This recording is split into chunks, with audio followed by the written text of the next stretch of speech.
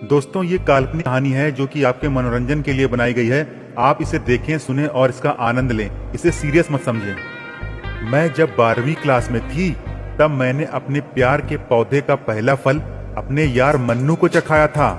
जितनी आग मेरे अंदर थी उतनी ही आग मेरे आशिक मन्नू में थी। जब तक मन्नू मेरी जिंदगी में रहा मैंने दूसरे लड़के पर नजर तक नहीं रखी थी। पर मन्नू मुझसे बड़ा था और 12वीं कर चुका था। अपना कैरियर बनाने के लिए वो ऑस्ट्रेलिया चला गया और फिर उसने मुझसे कभी बात ही नहीं की। और फिर कुछ दिनों बाद मेरे घर वाले मेरे लिए लड़का ढूंढने लगे। मेरी बुआ मेरे लिए एक बड़े अमीर घर का रिश्ता लेकर आई। लड़का दिखने में तगड़ा तंदुरुस्त था। मैं भी यही चाहती थी जिससे मेरी शादी हो वो इतना ही तगड़ा हो। मैं भी शादी के लिए उतावली थी। आखिर मेरी शादी उससे तय हो गई। शादी के दिन सभी नशे में धुत होकर नाच रहे थे। फिर दुल्हन बनकर मैं प्रीतम के घर आ गई। उसका घर भी बहुत बड़ा था। मैं खुश थी। ससुराल में आने के बाद मैं अपनी ननद के साथ जब हॉल में नीचे आई तो वहां मौजूद कई मर्दों की निगाह मुझ पर थी। कुछ शगुन वगैरह हुए और इसके बाद रात को मेरी ननद ने मुझे कमरे में छोड़ दिया। तकरीबन आधे घंटे बाद प्रीतम कमरे में आए। उन्होंने भी काफी पी रखी थी और फिर प्रीतम ने मुझसे कहा, तुम्हारा स्वागत है अपने घर में। फिर उसने मेरे पास बैठकर मुझे अपनी बाहों में ले लिया, जिससे मेरे शरीर में एक अजीब सी सिहरन होने लगी।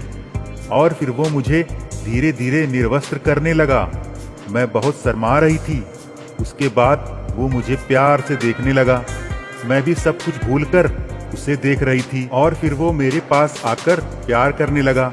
लेकिन इसके बाद मुझे प्रीतम पर मन ही मन बहुत गुस्सा आ रहा था, क्योंकि वो 2 मिनट में ही ठंडा होकर सो गया। और ऐसा कई बार हुआ। मैं समझ गई कि प्रीतम एक नामर्द आदमी है। अब मेरे तो सारे अरमान चूर चूर हो गए, पर सब्र का घूंट भर के मैं चुप बनी रही। फिर हम दोनों वैसे ही सो गए। 2 दिन बाद सभी रिश्तेदार अपने अपने घर लौट गए। अब प्रीतम का तो रोज रोज यही हाल हो गया था। एक दिन मैं बाथरूम से नहाकर रोज की तरह ऊपर से टॉवल लपेटकर बाहर निकली। उस दिन प्रीतम सुबह सुबह मेरे सोते सोते ही किसी काम से निकल गए थे। हमारे घर में नौकर भीमसेन रसोई में काम करता था। पहले पति अकेले होते थे तो वो सीधा कमरे में चाय वगैरह देने आ जाता था। अपनी आदत के चलते उसने चाय बनाई और कमरे में देने आ गया। मैं टॉवल में थी। उसने दरवाजा खोल दिया। उसको देखकर पहले मैं चौंक सी गई। वो भी घबरा सा गया। गलती मेरी भी थी। मैंने दरवाजा लॉक नहीं किया था और उसकी भी थी, क्योंकि उसने दरवाजा नॉक नहीं किया था। उसने मुझे देख लिया और सॉरी सॉरी कहते हुए भाग गया। मैंने कपड़े पहने और आराम से रसोई में आ गई और उससे बोली, कहाँ है चाय? मुझे गुस्से में ना देखकर उसकी भी सांस में सांस आ गई। फिर मैंने गौर से उसकी तरफ देखा। उसका चौड़ा सीना और मजबूत शरीर था।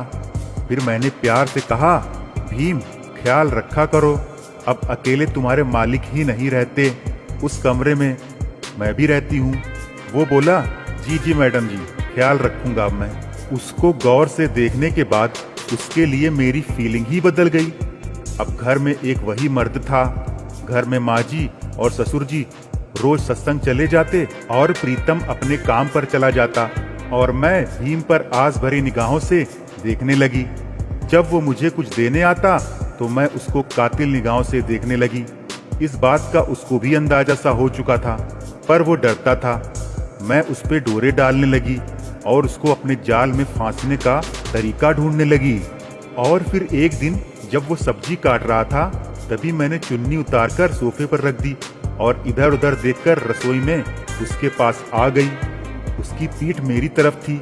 मैंने उसके कंधे पर हाथ रख दिया और बोली, तुम अकेले लगे रहते हो, कोई काम मुझे भी दे दिया करो, मैं बोर होती रहती हूँ। वो बोला, नहीं मैडम, कर लूंगा मैं। मैंने उसकी आंखों में झांकते हुए कहा, तुम्हारी शादी नहीं हुई क्या? वो बोला, मैडम शादी तो हुई है, लुगाई गांव में है। मैं बोली, तुम्हारा दिल नहीं करता उसको साथ में रखने का? वो पहले थोड़ा शर्माया, फिर बोला, पहले तो यही थी। वो क्या है ना मैडम जी कि वो पेट से है, तो मैं उसको कैसे अकेला रख पाता। मैडम बोली, ओह ये बात है, जब अकेले होते हो तो तुमको उसकी याद नहीं आती क्या। वो मुस्कुराने लगा। फिर मैं बोली, अच्छा एक कप चाय पिला दो मुझे। वो बोला, आप जाकर बैठो जी, मैं अभी लाया। मेरे दिमाग में आइडिया आया। पास थोड़ा पानी गिरा पड़ा था, उस पानी से गीले फर्श पे पांव रखकर मुड़ते मुड़ते मैंने खुद को गिरा दिया। आओ उच उफ, फिसल गई रे। ये कहकर मैं पांव को पकड़कर नीचे ही बैठ गई। और तभी भीम दौड़ता हुआ आया। क्या हुआ मैडम जी, कहता हुआ वो मेरे करीब आ गया। मैंने बोला, अरे मैं पानी से फिसल गई, मैं पांव में बहुत दर्द हो रहा है मेरे। उसने मेरे नाजुक पांव को अपने हाथों से पकड़ा तो मेरे बदन में एक सिहरन सी उठने लगी और मैंने सोचा कितने मजबूत हाथ थे उसके। वो बोला, उठने की कोशिश करिए। मैंने उठना चाहा पर नाटक करते हुए मैं फिर से बैठ गई और फिर बोली, उठा नहीं जाता, सहारा दो मुझे। फिर वो मुझे गोद में उठाकर कमरे में ले गया। मैं उसके सहारे कमरे में आई और उसने मुझे बिस्तर पर लिटा दिया।